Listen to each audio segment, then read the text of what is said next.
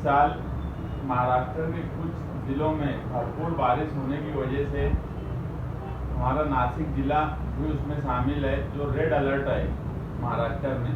और मालेगांव शहर में गिरना नदी, मौसम नदी में पानी बड़ी तादाद में छोड़ा गया है, जिसकी वजह से हर साल जब भी पानी का मामला इस तरह से होता है कि गिरना और मौसम नदी में पानी आता है, तो खास तौर से नौजवान तबका नहाने के लिए या सैर व तफरी के लिए उस सिमत जाता है और बड़े हादसे हो जाते हैं। यहाँ तक कि नईम अहमद का जो हादसा हुआ वो बहुत अच्छा तैराक था, मेरा खुद का भी ताल्लुक़ रहा है उससे।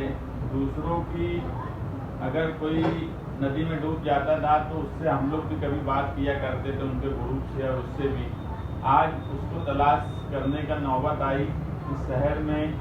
इससे ज़्यादा दुख की बात क्या आएगी कि जो लड़का दूसरों को बचाने की कोशिश करता था, आज उसको ही कोई नहीं बचा पाया।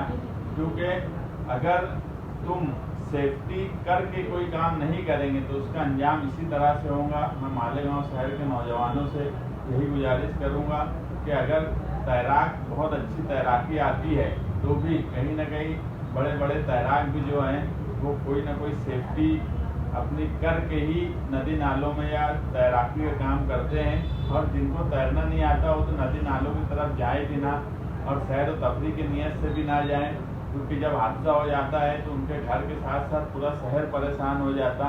और जो हिसाब से नासिक जिला रेड अलर्ट है, तो सापुतारा और इस तरफ भी जो लोग जा रहे हैं या घूमने की नीयत से पहाड़ी हिस्से में भी जो लोग जा रहे हैं, तो कहीं ना कहीं खतरा वहाँ बढ़ जाता है। तो एहतियात करें। जब तक रेड अलर्ट जोन सरकार की तरफ से जो अनाउंस किया गया है, जब तक वो अनाउंस खत्म नहीं होता उस वक्त तक लोग आसपास जाने से भी एहतियात करें।